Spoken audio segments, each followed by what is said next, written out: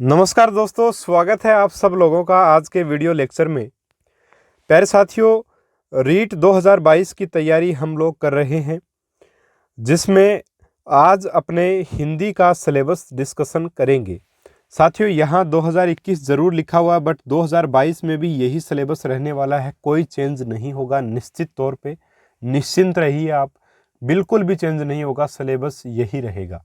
ठीक है, और सिलेबस हिंदी का आज अपन डिस्कस करेंगे। हिंदी का जो सिलेबस है उसके हिसाब से अपने कुल 30 प्रश्न बनेंगे और 30 अंक के रहेंगे। कोई नेगेटिव मार्किंग साथियों अपनी नहीं रहेगी। हिंदी में कुल आपकी जो यूनिट रहेंगी साथियों, वो आपकी यूनिट रहेंगी 6। ठीक है, कुल कितनी यूनिट रहेंगी? कुल मिलाकर के हिंदी में साथियों 6 यूनिट रहने वाली हैं, और 6 यूनिट में प्रत्येक यूनिट में से 5 प्रश्न आपके निश्चित तौर पे बनेंगे, और इस प्रकार से 30 अंक का 30 प्रश्नों का 30 अंक का पेपर आपका हिंदी का बन के आएगा। ठीक है, अपन हिंदी भाषा प्रथम जो रहेगी उसका सिलेबस डिस्कस कर रहे हैं। भाषा द्वितीय का नहीं कर रहा हूं साथियों, मैं हिंदी भाषा प्रथम, चाहे रीट लेवल 1 हो चाहे रीट लेवल 2 हो, सेम ही सिलेबस है। लगभग कोई छोटा मोटा अंतर है, बाकी सेम सिलेबस है, उसका डिस्कशन अपन कर रहे हैं। और देखिए कैसे पढ़ेंगे, क्या करना है, किस हिसाब से अपने पढ़ें कि अपन बहुत अच्छे अंक लेके आ सकते हैं। साथियों, रीट 2018 में जो हिंदी के जो टीचिंग मेथड आते हैं, हिंदी में 2 भागों में पेपर बनता है। एक तो हिंदी का व्याकरण, ठीक है, एक तो आता है व्याकरण। व्याकरण आपका आता है 15 अंक का, व्याकरण आपका आता है 15 अंक का, ठीक है, यानी 15 क्वेश्चन। और एक आपका बनता है साथियों टीचिंग मेथड, यानी शिक्षण विधियों का। ठीक है, शिक्षण विधियों का एक आपका बनता है पोर्शन, ये भी आपके आते हैं 15 अंक के। ठीक है, इस प्रकार से 50-50 है ये, है ना, व्याकरण 50% और 50% शिक्षण विधियां। तो बिल्कुल बहुत अच्छे से करेंगे अपन। स्टार्टिंग की 3 यूनिट जो है वो आपकी व्याकरण से संबंधित रहेंगी, और लास्ट की 3 यूनिट आपकी शिक्षण विधियों से संबंधित रहने वाली हैं। अब देखिए साथियों, रीट 2018 में हिंदी में मेरे वैसे 30 में से 29 अंक आए थे, बट जो टीचिंग मेथड है आपके, टीचिंग मेथड में 15 में से 15 जो अंक है साथियों वो आए थे। उसका कारण यही है कि मैंने बिल्कुल जो चीज़ें दी हैं उस हिसाब से पढ़ा, उसी हिसाब से नोट्स बनाए, 2-3 जगह से नोट्स बना लिए, है ना। और उसका फ़ायदा ये हुआ कि 2021 में फिर मैंने उनको पढ़ाया भी। ठीक है, तो मैटर लगभग जो है वो टीचिंग मेथड्स का वहीं से आ गया दोबारा से, जैसे पहले आया था। और इस बार भी जो है मैटर साथियों निश्चित तौर पे थोड़ा बहुत मॉडिफाई कर देंगे चीज़ों को, या कुछ बताने की आवश्यकता होगी तो एक्स्ट्रा बताएंगे। बाकी वो जो मैटर है वो बिल्कुल रामबाण मैटर है साथियों, और कहीं भी आपको भटकने की आवश्यकता नहीं पड़ेगी। जो चीज़ें पढ़ाएंगे, जो चीज़ें काम की है वही पढ़ेंगे, बेफालतू की चीज़ें बिल्कुल भी अपन अध्ययन नहीं करेंगे, समय अपना नहीं गवाएंगे। ठीक है, तो चलिए शुरू कर लेते हैं आज के सिलेबस डिस्कशन को, जिसमें सबसे पहले हिंदी की जो यूनिट आती है वो आती है एक अपठित गद्यांश के रूप में। अपठित गद्यांश को पढ़ना है, ठीक है, और उसके बाद में व्याकरण से संबंधित प्रश्न देने हैं। कौन कौन से टॉपिक पूछे जा सकते हैं? शब्द ज्ञान, तत्सम, तद्भव, देशज, विदेशी शब्द, इनके बारे में जो वो अपना प्रश्न जो वो पूछा जाएगा, तो इसको अपन पढ़ेंगे। इसके बाद में पर्यायवाची, विलोम शब्द, एकार्थी शब्द, इससे संबंधित एक प्रश्न बन सकता है ना।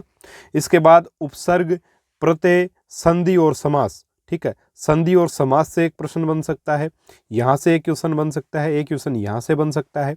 ठीक है, उपसर्ग प्रत्यय से एक प्रश्न बन सकता है। इसके बाद में संज्ञा सर्वनाम विशेषण विशेष से यहाँ से एक प्रश्न उठ सकता है।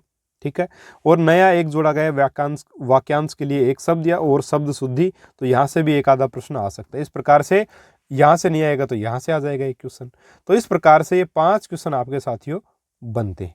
ठीक है, यूनिट नंबर 1 थी, जिसको यूनिट नंबर 1 में केवल इन्हीं टॉपिक से संबंधित प्रश्न पूछा जाएगा, यानी एक प्रकार से कहूँ तो पूरी व्याकरण यहाँ पे आ गई, व्याकरण से प्रश्न पूछे जाएंगे। इसके बाद आता है एक और गद्यांश अपने यूनिट नंबर 2 में।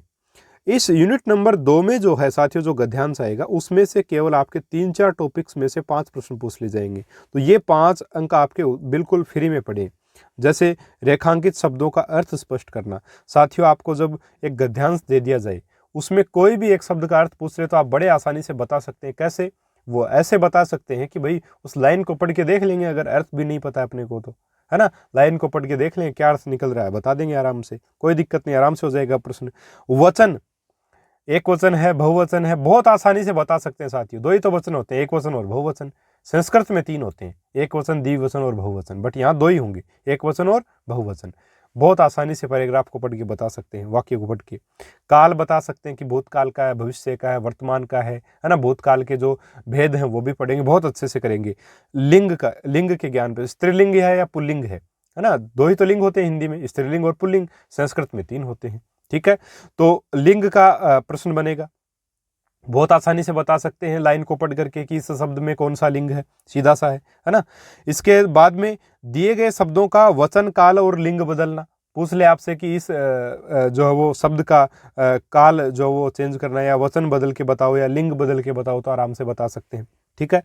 इसके बाद में राजस्थानी शब्दों के हिंदी रूप, यानी कि कोई हो सकता है कि पैराग्राफ में कोई राजस्थानी शब्द हो और उसका हिंदी अर्थ आपसे पूछ लिया जाए, तो ये प्रश्न बन सकते हैं।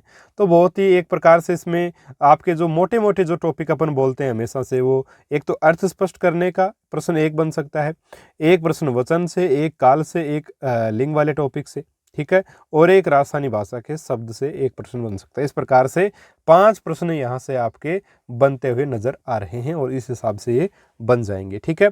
इसके बाद में बात करें यूनिट नंबर 3 की, तो साथियों यूनिट नंबर 3 जो है उसमें सबसे पहले वाक्य रचना, ठीक है, वाक्य के अंग, वाक्य के प्रकार, पदबंध, मुहावरे और लोकोक्तियां और विराम चिन्ह, ये आपके टॉपिक्स हैं। जहाँ पे वाक्य रचना, वाक्य अंग और वाक्य के प्रकार, यहाँ से 2 क्वेश्चन बनने की पूरी संभावना है।